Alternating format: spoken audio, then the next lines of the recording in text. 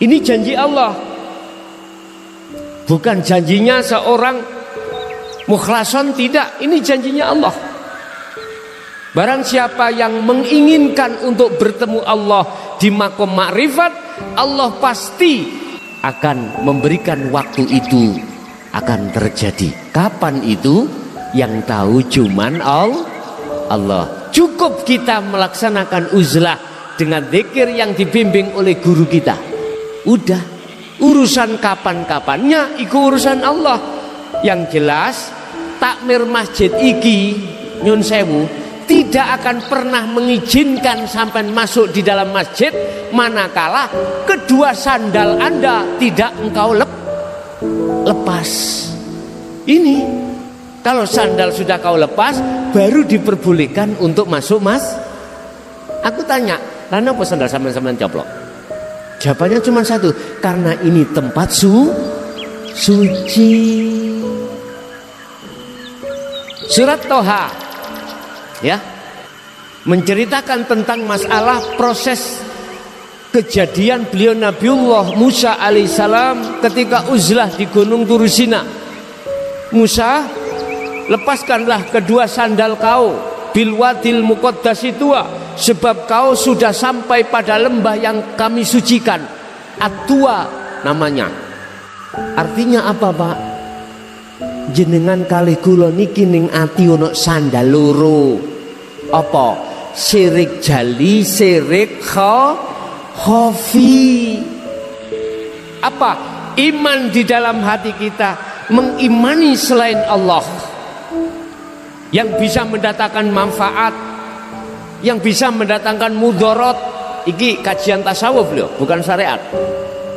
Kalau di dalam hati kita masih ada satu iman selain Allah itu bisa aweh manfaat, bisa mendatangkan manfaat atau mudarat, berarti imane hati kita itu cidra alias gegawan syirik khafi.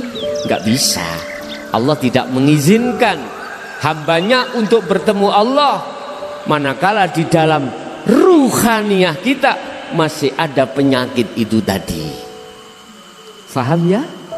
Wis sampeyan tak tugasi tole ono guru akhirat. Sebab ada ayat Allah katakan, mangkana fi hadhihi a'ma fahuwa fil akhirati a'ma wa adallus sabila. Barang siapa saat di dunia mata hatinya atau ruh ini buta terhadap Allah alias belum bertemu Allah, kok ya sudah kedatangan kematian, maka di akhirat pun juga begitu, buta alias gelap. Wa adallus sabila, jalan kita bahkan lebih sesat lagi. Makanya beliaunya Mbah Yai Sanjang, nggak ada jaminan kau ketika sudah di dunia manakala gak gondelan ulama yang makrifat, gak ada jaminan bisa masuk surga, nggak bisa. Di situ, Pak. Apabila kau tidak bisa makrifat sendiri, maka dekatono ngerangkulo ambek ulama yang sudah makrifat. Pasti dididik sampai mengke. Anda pasti akan diberikan wejangan bagaimana cara sholat yang benar, bagaimana cara zakat yang benar, haji yang benar, puasa yang benar. Itu nanti akan dibahas sampean iki. Ingat, kita itu suatu saat akan mati, Pak Bu. Kau bawa roh kampean kali kula, kau bawa kemana? Allah sudah katakan, wa inna ilaihi rajiun, harus kembali. Bagaimana Anda bisa kembali? Wong mata hati kita, mata ruh kita itu buta, nggak bisa. Kalau nggak percaya, tolong semua yang hadir ini sudah tahu rumahnya masing-masing, nggih? Nanti habis ngaji, ayo merem kabeh mulih. Nyampe di rumah, halo, nggak akan bisa. Iku logikanya seperti itu. Jasad punya meripat mata Allah kasih namanya ainul basyariyah untuk melihat urusan dunya, untuk melihat makhluk sesama, hablum minanas. Ruhaniyah kita Allah kasih mata yang disebut ainul basirah untuk melihat Allah. Wa ma umiru illa liya'budullaha mukhlishina lahud, hanya untuk menyembah, artinya hanya untuk makrifat pada Allah, hanya untuk melihat dan bertemu siapa yang kita sujudi, siapa yang kita sembah. Bagaimana kita dikatakan benar sesembahan kita, lawang kita tidak tahu siapa yang kita, nek namanya sudah tahu Allah, tapi mana yang Allah itu kita belum kenal. Mengapa kita belum kenal? Karena belum dididik ajaran Rasulullah hakikat menuju makrifat. Ini persoalannya. Dan ilmu ini sejak beliau Sayyidina Ali sampai 2014 ditutup-tutupi. Jelas siapa yang menutupi? Iblis. Al-Hijr buka ayat 39 sampai 42. Iblis sengaja menutupi ini supaya umat Muhammad itu bisa dijerumuskan terhadap jurang-jurang kemaksiatan terhadap Allah Subhanahu wa ta'ala.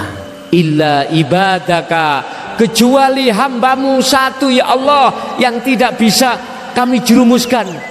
Sinten? Al-mukhlasin, hamba yang selalu bebersih hati dari kotoran hati yang ditimbulkan oleh hawa nafsu, yaitu duniawiyah.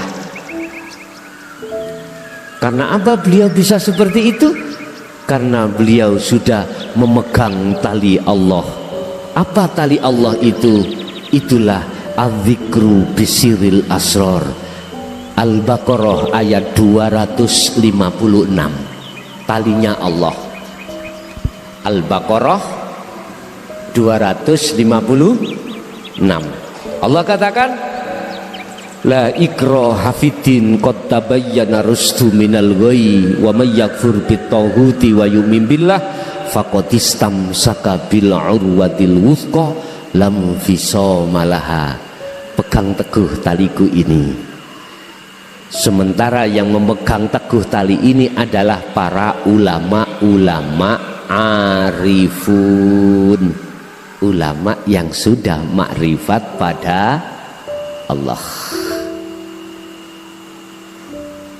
Fungsinya di dalam ayat itu dijelaskan, fungsinya tali Allah adalah yakfur, meninggalkan, membersihkan at-taghut, kotoran hati, wa yu'min billah, dia pasti bertemu Allah.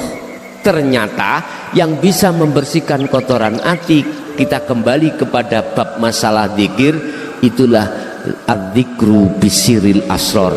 Ada zikir jahr, ada zikir siri, ada zikir sirul asror dan fana'ul zikri. Ini Pak, yang zikir sirul asror lah yang bisa membersihkan kotoran hati dari pengaruh-pengaruh hawa nafsu. Allahumma sholli ala Muhammad.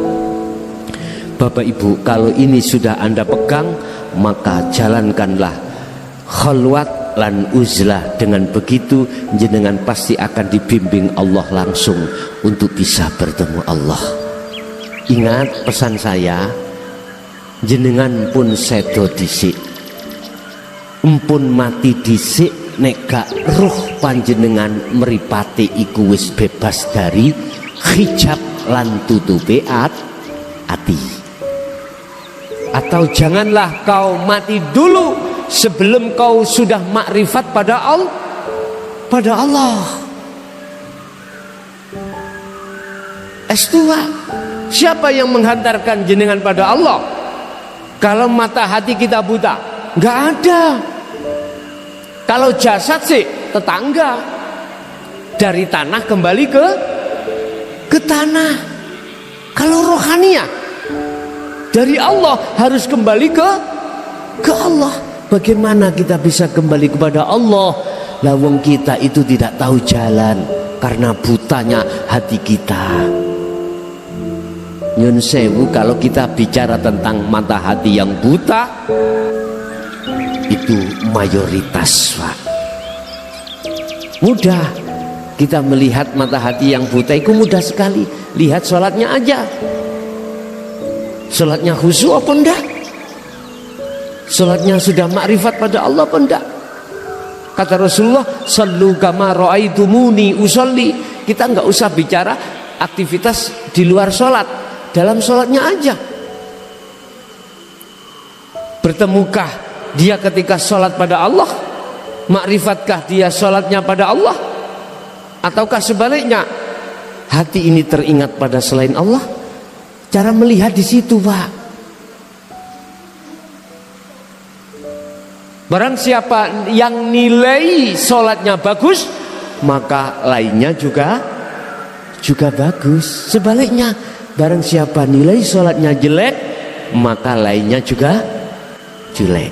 Bapak Ibu, saya kesini hanya memberikan motivasi untuk berpikir kita, untuk berpikir hati ini. Kita tidak hanya di dunia, habis itu kita akan mengadakan satu perjalanan yang tidak ada putusnya. Di dunia hanyalah berapa tahun, Pak? Satu hari akhirat 50.000 ukuran, 50.000 tahun ukuran dunia. Kita umur berapa? Ayo. Yang hadir ini ada 100 tahun? Nggak ada ya? Roto kita paling 70-80 tahun. Nggih mboten? Nggih. Padahal satu hari akhirat hitungannya 50.000 tahun di dunia. Padahal umur kita cuman, makanya orang Jawa mengatakan kita di dunia itu mampir ngombe sebentar. Ngono ae sing ngawalim takabur teko alime, sing sugih takabur teko sugihe, sing ahli ibadah takabur teko ahli ibadah. He ngger, Cak, Yu, Mbak, Bebek, bojone paman, ya, ayo wada'u ila rabbik. Ayo kita kembali kepada Allah dalam kebenaran. Wis gak usah saling menyalahkan. Ayo kita sama-sama untuk kembali kepada Allah. Sing kula maksud rohaniah iki ayo didandani. Wis cukup, gak usah akeh-akeh ringkese. Aku pesan nanggone dulurku sing wonten Kediri iki, sadurunge jenengan sedo tolek ana sik merguru menyang ulama sing wis makrifat. Tondone kalame iku menyejukkan hati jenengan.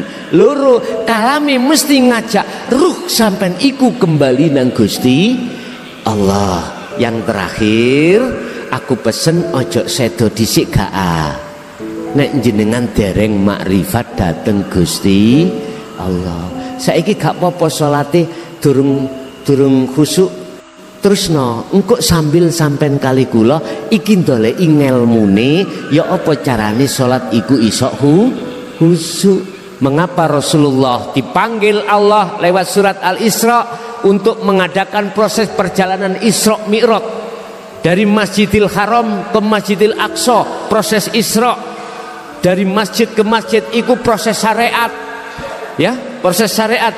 Sedangkan Mi'rajnya dari Masjidil Aqsa ke Sidratul Muntaha itu proses hakikat makrifat sampai khusus dalam ruhaniyah. Makanya meninggalkan dunia, beliau numpak buruk, ya, tinggalkan itu dunia, naik ke sab langit 7, kemudian ke Sidratul Muntaha Mustawa bertemu Allah. Itu adalah proses perjalanan Anda suluk menuju wusul menyang Allah Subhanahu wa ta'ala.